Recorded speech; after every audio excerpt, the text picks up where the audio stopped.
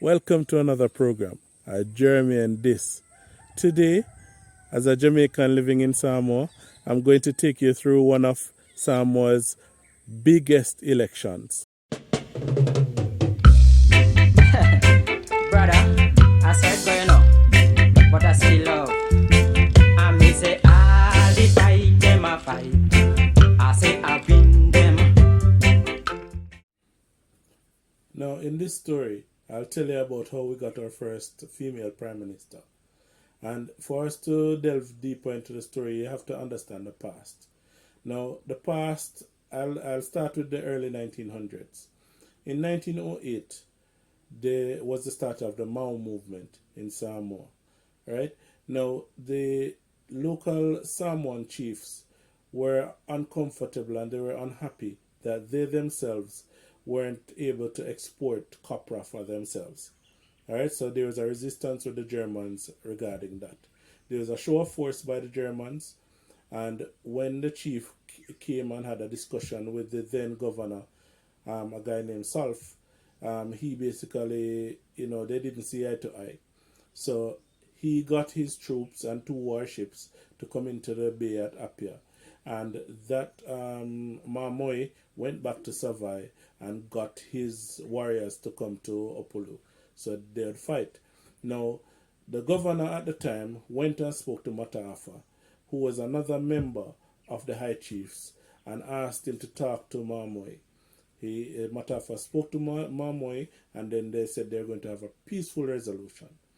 Now, not knowing it was a trick, they had the meeting on one of the German ships, and subsequently most of the high chiefs were basically taken from Samoa with their families and exiled in the Marianas. So you find that's why you find a lot of Samoans up in Guam and those places. No, this is 1908. In 1914, you had the World War One, and at that time New Zealand came over and took controls from the Germans. In 1914, most of the exiles returned, but during the 5 or 6 year period that they were away, most of them had died. Mamoi, on his return trip, he died on the trip coming back to Samoa. Alright? Now, Mataafa, his name is Mataafa Mulinu'u, the first. He was a very high chief, and he owned one of those names that they call it a ali'i name, which is one of the highest points in the land among chiefs. He was like the chief of chiefs at that time. He continued the Mao movement and so on. He then had a son with the same name, Mataafa Mulinu'u II, who continued the Mao movement. In 1918, New Zealand, who was now controlling Samoa, they had a ship called the Talon. The Talon was a cargo ship. The ship came to Samoa and brought the influenza virus. That influenza virus killed 22% of the then Samoan population, which you'd attribute to about 8,500 people. So that increased the Mao movement. A lot of Samoans were not very happy. In 1929, there was another guy, he's Taisi. They have a book about him as well. Taisi Olaf Nelson.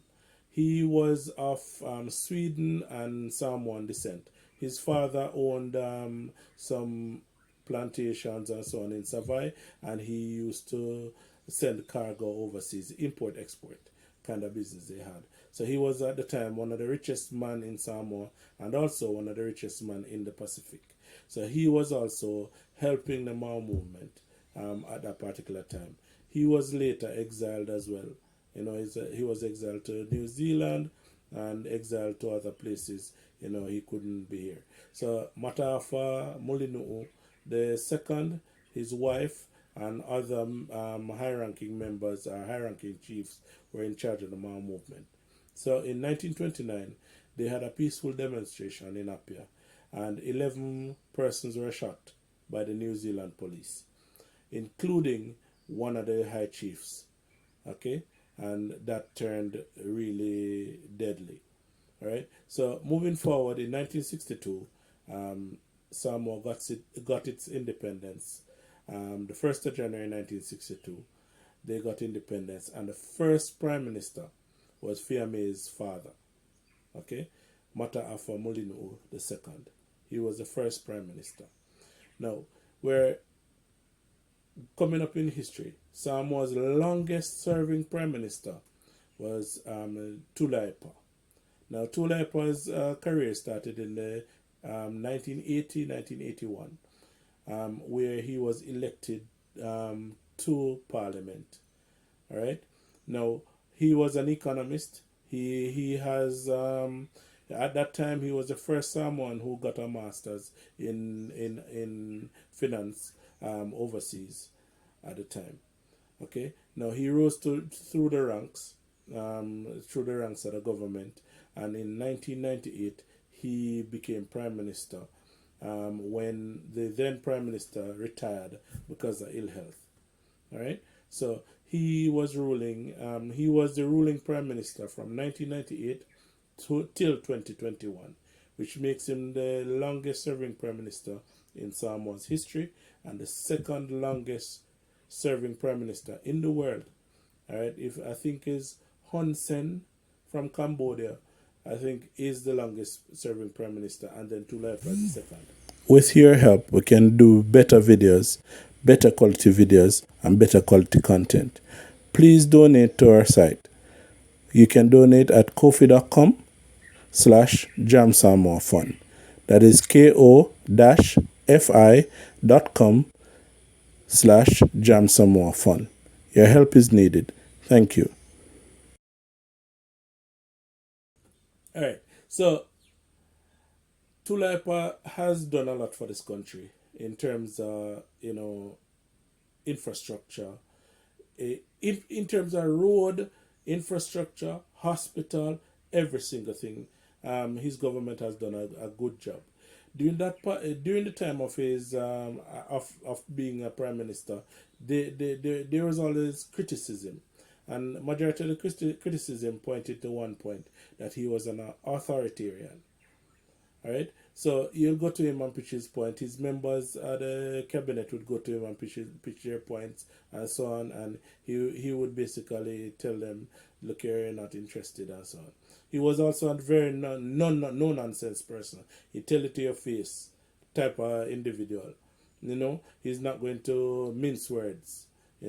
At times he and Fiji's prime minister, who held the coup, Bainimarama, they had their spots as well. And he basically told him that he was an idiot. You don't have any sense, whatever he's doing, that sort of thing. So, that is how Tuilaepa is. Locally, when he was being, the newspaper would criticize him and so on, he would basically have a big spot with the newspaper. That fake news thing, it didn't come first from Donald Trump. That came from Tuilaepa. You understand?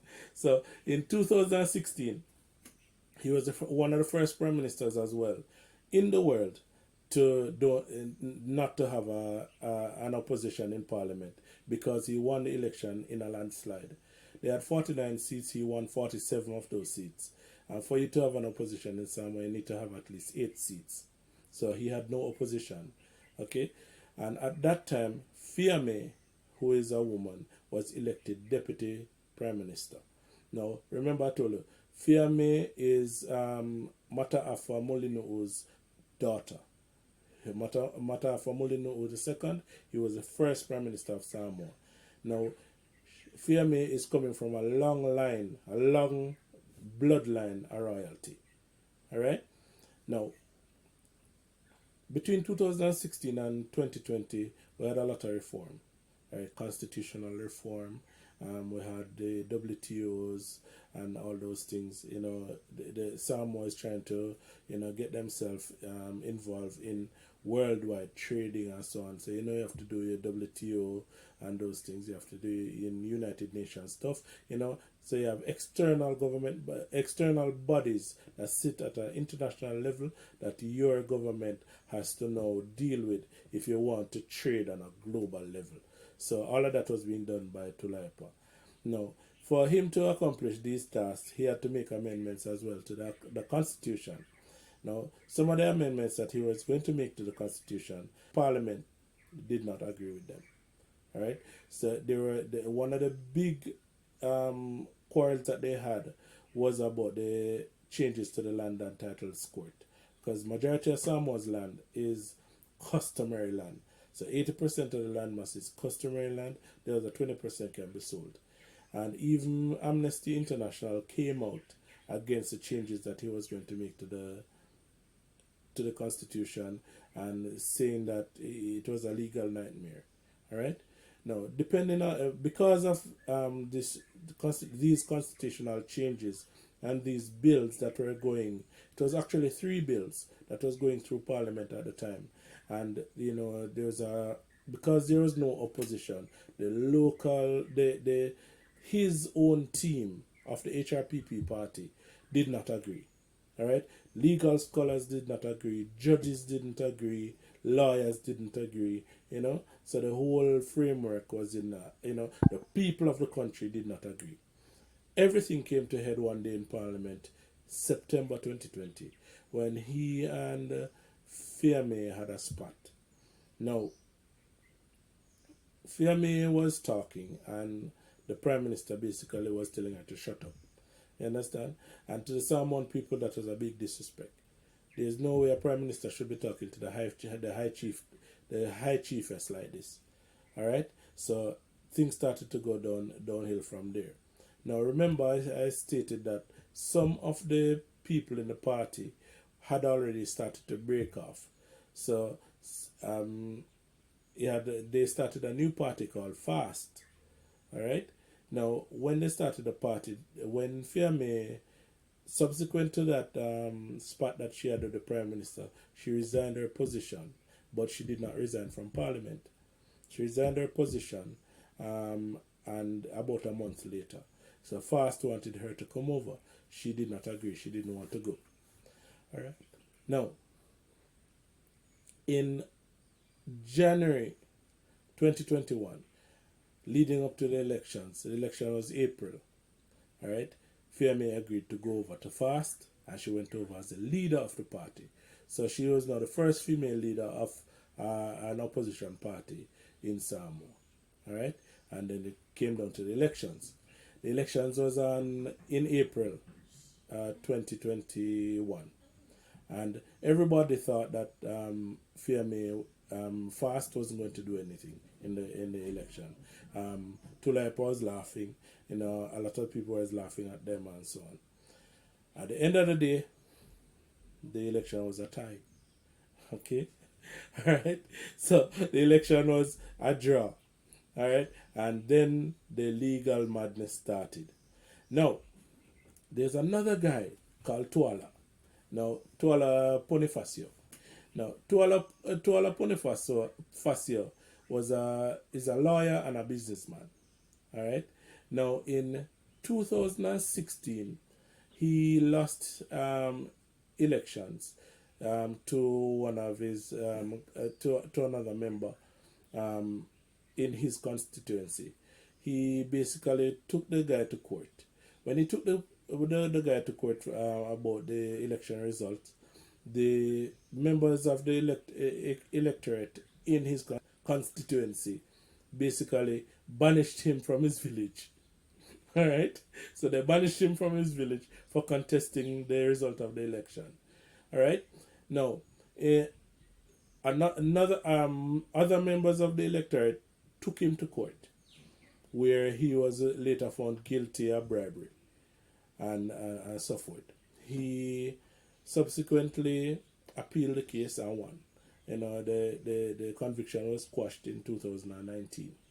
Now, the conviction was quashed in 2019, and in 2021 he ran as an independent, and he won. He won. Oh, this is funny. I'm going to tell you. All right. So that lawsuit that he got convicted for, there were rumors running the rumor mill that this was done by Tuilaepa's party, HRPP. So when he won in 2021, he was now the tiebreaker. All right. Now, they had discussions with HRPP. So Tuilaepa Tuilaepa and Tuala had conversations, wanting him to come over to HRPP, and Fast as well had conversations with him. Now, they continued. The back and forth, they continued and so on. A lot of things started to happen that time. The courts got involved, and every day was a new lawsuit. The attorney general, who at the time was a woman, she got involved, and she was basically on one side of the law. They wanted the police chief to get involved as well, during that particular time, and he was saying no, he's supposed to be independent of everything. He's supposed to be dealing with just people who break the law.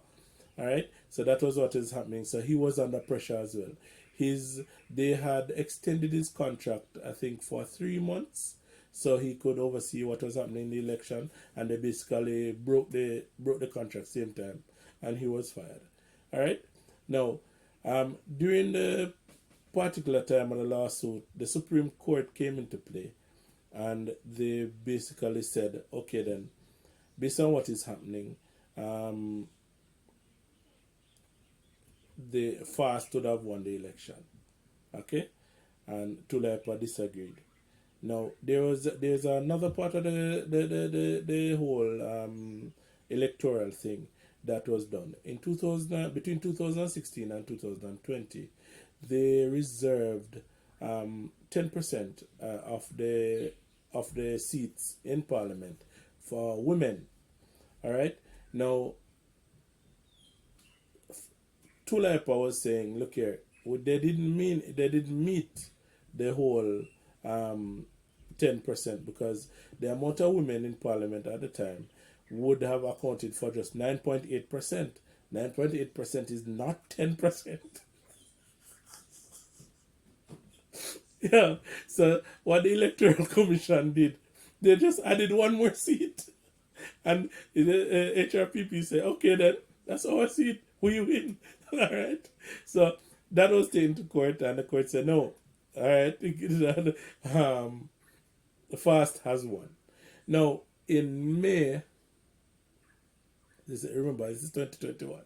So in May now, what happened is that they are going to have the swearing-in ceremony for the new government, and Tuilaepa all week was saying, look here, and I cannot have any swearing-in because I'm still contesting the election.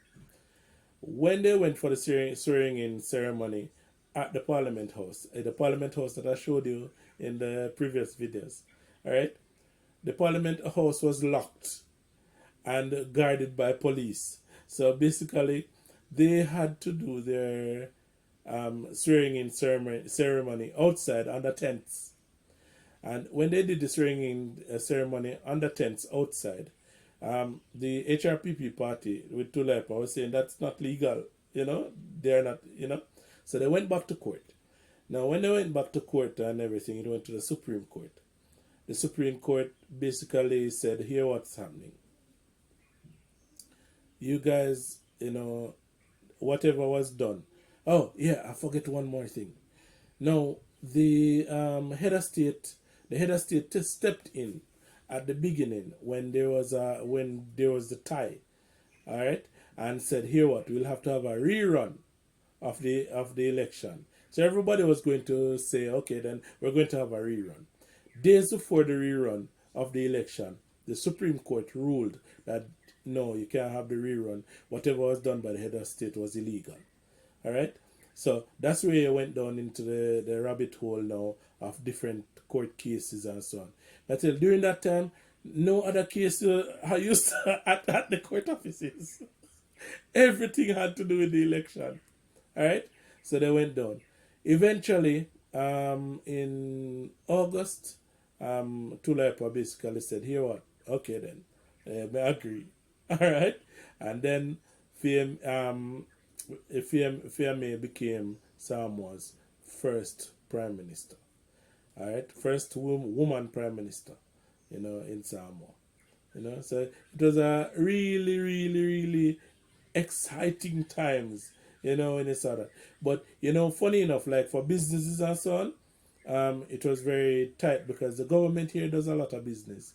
And when, during that time, certain people weren't getting paid. The government not paying their bills and so on because it was undecided on what is to happen. All right, yeah. Another point. Just remember. Now, the CEO for the Ministry of Finance was the Prime Minister's son at the time. And whatever, remember, they were still up and down about who was the legal representative for Samoa at the time. Was it HRPP or was it FAST? Now, because the Supreme Court had said, here what, this is from the 24th of May, I think, 2021, had said, here what, FAST is the ruling party. They had won the election. So the Prime Minister, Fiame, the elected Prime Minister at the time, Fiame, was giving the orders to the CEO, the Minister of Finance, and he was not agreeing. He wasn't doing anything. So, based on that now, he was fired. So that's Tuilaepa's son was fired. Now, when Tuilaepa's son was fired now, there in the media, there was a lot of talk about lawsuits and so on, but I think they basically smoothed that over and things went on. So, to this day now, we have a female prime minister, and she's doing good. I like what's happening. They're sticking to the development goals and so on. There are a couple of things that they shelved. They were supposed to build a new wharf, and that was shelved because they're looking at the debt ratio, the current debt ratio with China, because that money would be coming from China and ADB, so they shelved that idea. There are a couple other development things that they shelved as well, to try and save money and to make things better. But that's it. That's politics in Samoa. Alright, so the next election is coming soon, so I can't wait for that one. Alright, now thank you guys. Thank you for listening. Yeah, have a good day. Until next time, Jeremy and this. Yeah, man.